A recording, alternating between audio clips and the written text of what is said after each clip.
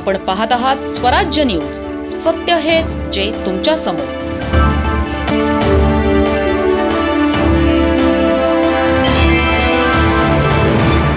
सातव्या वेतन आयोगातील परिचारिका संवर्गातील वेतन त्रुटी आणि कंत्राटी भरतीच्या विरोधात महाराष्ट्र राज्य परिचारिका संघटनेने आता आक्रमक पवित्रा घेतला आहे. शनिवारी दिनांक 19 पासून सकाळी शासकीय वैद्यकीय महाविद्यालय व रुग्णालय जळगाव येथे सर्व परिचर्या संवर्गातील स्त्री पुरुषांनी सिस्टर्स ब्रदर्स हे बेमुदत संपावर जाणार आहेत. वरिष्ठ पातळीवर कुठलाही सकारात्मक निर्णय न झाल्यामुळे अखेर संघटनेला हा आक्रमक पवित्रा घ्यावा लागला आहे. शुक्रवारी देखील अधिष्ठाता डॉक्टर गिरीश ठाकूर यांच्याशी परिचारिका संघटनेचे पदाधिकारी व सदस्यांशी चर्चा झाली. अधिष्ठाता डॉक्टर ठाकूर यांनी संपावर न जाता रुग्णहित लक्षात घेऊन कामावर या असे आवाहन केले.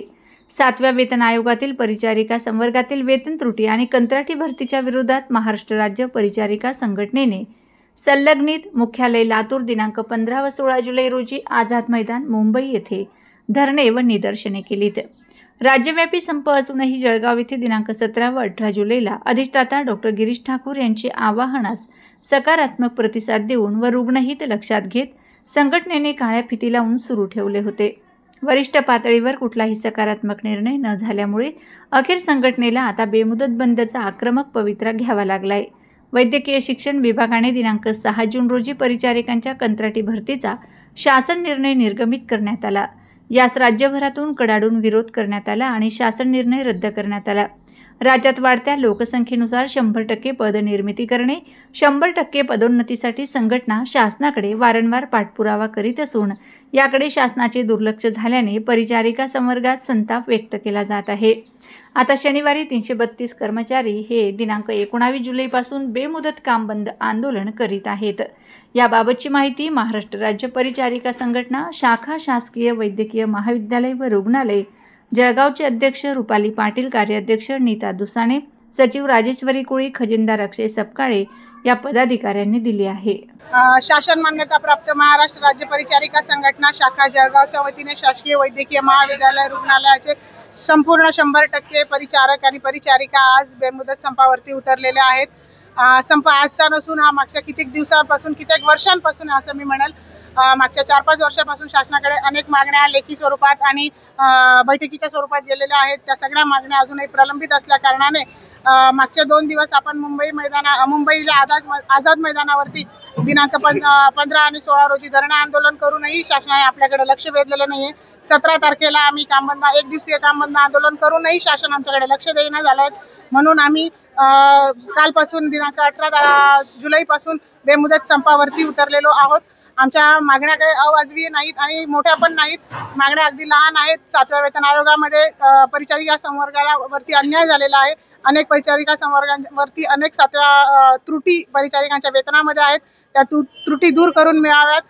केंद्र शासनाप्रमाणे कोविड काळामध्ये कोविडसारख्या अनेक 19 महामाऱ्यांमध्ये परिचारिकांनी सेवा दिलेल्या आहेत. तेव्हा परिचारिकांना नर्सिंग अलाउन्स हा केंद्राप्रमाणे मिळालाच पाहिजे.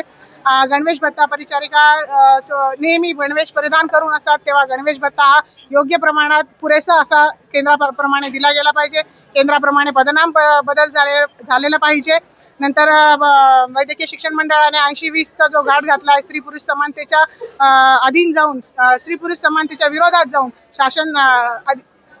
संविधान जर आम्हाला स्त्री पुरुष समानतेचा अधिकार देत असेल तर वैद्यकीय शिक्षण मंडळ 80-20चा घाट कसा घालू शकत आहे? 80-20चा जो नियम आहे तो रद्द करून स्त्री पुरुष समानतेचा हक्क आम्हाला मिळावा.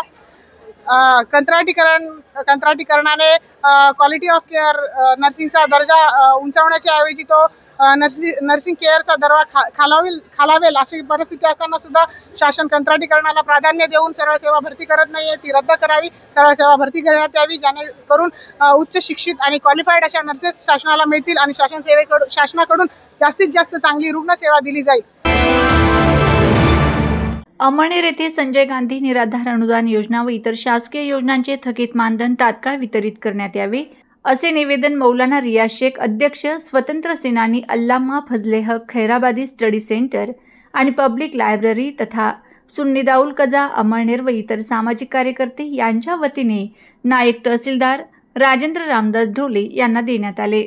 अमळनेर तालुक्यातील दिव्यांग, वृद्ध महिला, निराधार व निराधार व्यक्तींना राज्य पुरस्कृत योजनेअंतर्गत संजय गांधी निराधार अनुदान योजना व श्रावणबाळ सेवानिवृत्ती वेतन योजना आणि केंद्र पुरस्कृत योजनेअंतर्गत इंदिरा गांधी राष्ट्रीय निवृत्ती वेतन योजनेअंतर्गत नियमित मानधन गेल्या 7 महिन्यापासून प्राप्त झालेले नाही। सदर लाभार्थीचे KYC मोबाईल नंबर, आधार क्रमांक लिंक असल्यावर सुद्धा त्यांचे बँक खात्यात अनुदान जमा होत नाही। सदर योजनेचे लाभार्थ्यांना गेल्या 6 महिन्यापासून अनुदान जमा होत नसल्यामुळे सतत तहसीलदार कार्यालयात जाऊन चौकशी करत असतात, म्हणून तहसीलदार कार्यालयात गर्दी दिसून येते। तरी कार्यालयातील संबंधित शाखेतील कर्मचारी लाभार्थ्यांना योग्य ती माहिती देत नसल्यामुळे लाभार्थ्यांचे जीवाचे हाल व जीवन आवश्यक दैनंदिन गरजा पूर्ण करणे अडचणीचे होत आहे।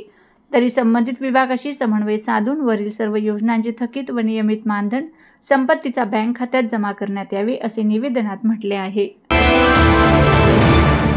जळगाव जिल्हा ग्रामीण काँग्रेसचे जनसुरक्षा कायद्याविरोधात आंदोलन। महाराष्ट्र विधानसभेने महायुती सरकारने 5वी बहुमताच्या जोरावर जनसुरक्षा कायदा मंजूर केला। या कायद्याच्या विरोधात जळगाव जिल्हा ग्रामीण काँग्रेसने आज निषेध आंदोलन करून जिल्हाधिकारी कार्यालयात निवेदन देण्यात आले।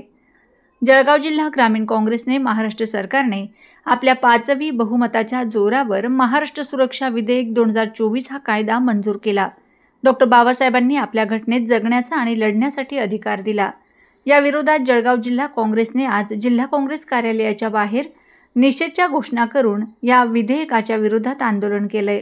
सदरचे विधेयक जर महाराष्ट्रात लागू झाले तर संविधानातील संविधानिक मूलभूत अधिकारांचा आवाज घोटला जाणार आहे। सरकारच्या असंवैधानिक चुकीचा ध्येय धोरणाचा जो विरोधी पक्ष संघटना न्यायासाठी संविधानिक मार्गाने रस्त्यावर उतरून आंदोलन करतील त्या संघटनांचे कार्यकर्त्यांना विना चौकशी जेलमध्ये टाकण्याचा अधिकार या जलसुरक्षा कायद्याने सरकारला मिळणार आहे। शिवशाही, फुले आंबेडकरवादी संघटना, पुरोगामी संघटना, शेतकरी, कामगार, पत्रकार यांच्या संघटना संपवण्यासाठी सरकारने तसेच लोकशाहीचा चौथा समजल्या जाणारे पत्रकार, लेखक यांच्या अभिव्यक्ती स्वातंत्र्यावर घाला घालणारा हा कायदा आहे। या जुलमी संविधायक कायद्याच्या विरोधात आज जळगाव जिल्हा काँग्रेसने जिल्हा अध्यक्ष प्रदीप पवार यांच्या नेतृत्वाखाली आंदोलन करण्यात आले। या आंदोलनात जिल्हा secretary Jameel Shaikh, Hamid Shaikh, Sachin Somwanshi, doctor Jagdish Patil, BK Suryavanshi, Manoj Patil, Tushar Sandanshu, Gajendra Salunkhe, Sulochana Wagh, Aishwarya Rathod, Sharad Patil, Ratilal Mahajan, Dilip Shende, Sunil Patil, Vijay Mahajan, Ashutosh Pawar आदी उपस्थित होते। जिल्हा काँग्रेसच्या आवारात आंदोलन संपल्यावर जिल्हाधिकारी कार्यालयात जाऊन निवासी उपजिल्हाधिकारी श्रीमती माळी यांना निवेदन देण्यात आले। लोकशाहीर, समाजसुधारक, लेखक, साहित्यिक अण्णाभाऊ साठे यांच्या स्मृतिदिनानिमित्त अभिवादन। धुळे तालुक्यातील निमगुळ येथे शाहीर अण्णाभाऊ साठे यांच्या स्मृतिदिनानिमित्त महाराष्ट्र अनिसचे जिल्हा पदाधिकारी दिलीप खिवसरा यांनी ग्रामस्थांना त्यांच्या कार्याचा उजाळा दिला। अण्णाभाऊ साठे फक्त 1 दिवस शाळेत गेले व दुसऱ्या दिवशी जातीभेदामुळे परत आलेत। अत्यंत प्रतिकूल परिस्थितीत त्यांनी मुंबईत सिनेमाची पोस्टर्स, घरकाम, कपड्याच्या गाठी वाहणे, गिरणीमध्ये काम असे त्यांनी केले। शिवाजी महाराज तसेच डॉक्टर बाबासाहेब आंबेडकर यांच्या विचारांचा त्यांच्यावर खूप प्रभाव पडला।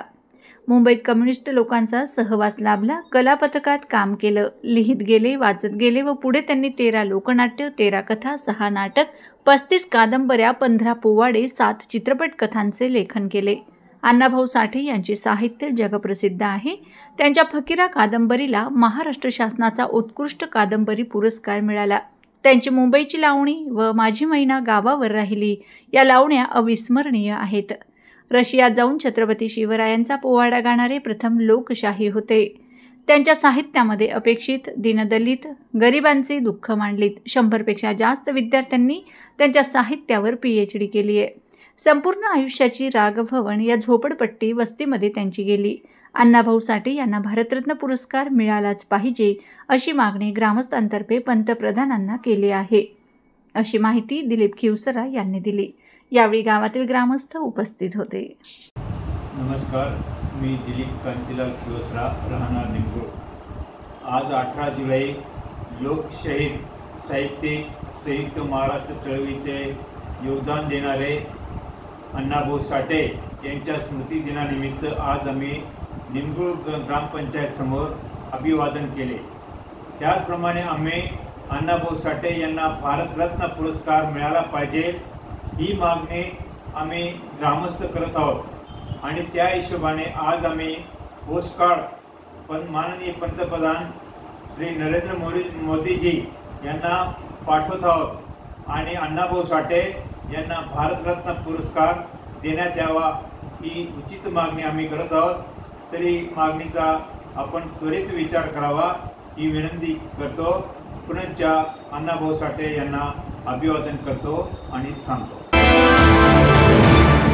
धुळे जिल्ह्यात गुन्हेगारीवर आळा घालण्यासाठी पोलीस अधीक्षक श्रीकांत धिवरे यांच्या नेतृत्वाखाली ऑपरेशन ऑल आऊट राबवण्यात आले. शनिवारी पहाटे 4 वाजल्यापासून सुरू झालेल्या या मोहिमेत जिल्ह्यातील 17 पोलीस ठाण्यांचा स्थानिक गुन्हे शाखा वाहतूक विभाग यांनी सहभाग घेतलाय. मोहिमेदरम्यान 3 पिस्तुली, 4 जिवंत काडतुसं, 6 तलवारी जप्त करण्यात आल्यात. अवैध दारू विक्रीवर कारवाई करताना 63 हातभट्ट्या उद्ध्वस्त करण्यात आल्यात व 67 आरोपी अटकेत घेतलेत. अवैध जुगार सट्टा अड्ड्यांवर छाप्यातून 40 गुन्हे दाखल करण्यात आलेत. देशी विदेशी दारूच्या तस्करीवर 7 गुन्हे नोंदवलेत. फरार 5 आरोपींना अटक. एक तडीपार गुन्हेगारावर कलम 142 अंतर्गत कारवाई. 300 वाहतूक प्रकरणांवर दंडात्मक कारवाई करण्यात आली. 16 जणांवर सार्वजनिक ठिकाणी गांजा मद्य सेवन प्रकरणी कारवाई. 28 वॉरंटची बजावणी. 102 हॉटेल्स व लॉजेसची तपासणी व 24 नाकाबंदीत संशयितांवर लक्ष ठेवण्यात आले. जिल्ह्यातील गुन्हेगारी प्रवृत्तीसाठी हा मोठा इशारा ठरला आहे. सर्व 17 पोलीस स्टेशन त्याचप्रमाणे LCB आणि ट्रॅफिक यांच्यातर्फे एक मोठं ऑपरेशन ऑल आऊट राबवण्यात आलं. त्याच्यामध्ये पहाटे 4 वाजेपासून आपण मोठ्या प्रमाणात कारवाईला सुरुवात केली आणि एकूण आपण त्याच्यामध्ये 3 पिस्टल, 4 राऊंड्स, 7 तलवारी, हातभट्टीच्या आपण एकूण 63 केसेस केलेल्या आहेत. त्याच्यामध्ये 67 आरोपी आपण हे केलेले आहेत. देशी व विदेशीच्या एकूण 7 केसेस केलेल्या आहेत. एकूण जुगाराच्या 40 केसेस आपण काल संपूर्ण धुळे जिल्ह्यात केलेल्या आहेत. जे पाहिजे असलेले आरोपी होते ते पण आपण 5 पकडण्यामध्ये आपण यशस्वी झालेलो आहोत. एक तडीपार जो केला होता त्याच्यावर देखील आपण त्याला पकडून 142ची कारवाई केलेली आहे. मोटर वाहनाच्या एकूण 300 केसेस आपण काल केलेल्या आहेत. दारू पिऊन वाहन चालवणे, ड्रंक अँड ड्राईव्हच्या आपण 7 केसेस काल केलेल्या आहेत. सार्वजनिक ठिकाणी गांजा सेवन करण्याच्या आपण एकूण 2 केसेस केलेल्या आहेत. मद्य सेवनाच्या, सार्वजनिक ठिकाणी मद्य सेवन करण्याच्या आपण 14 लोकांना याच्यामध्ये पकडलेलं आहे. पान टपरीच्या देखील आपण 4 केसेस याच्यामध्ये केलेल्या आहेत. एकूण 28 वॉरंट आपण माननीय कोर्टामार्फत जे येतात ते आपण तामील केलेले आहेत. 21 गुन्हेगार व हिस्ट्री शीटर्स आपण त्याच्यामध्ये चेक केलेले आहेत. 102 धाबे, लॉजेस आणि हॉटेल्स हे देखील आपण काल चेक केले होते आणि संपूर्ण दिवसभरात आपण एकूण 24 ठिकाणी नाकाबंदी केलेली होती. याप्रमाणे अतिशय मोठी कारवाई आपण ऑपरेशन ऑल आऊट तर्फे केलेली आहे.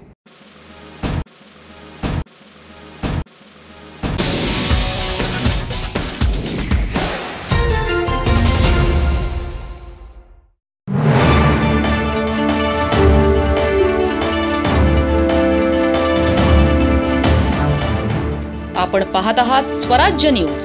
सत्य हेच जे तुमच्या समोर.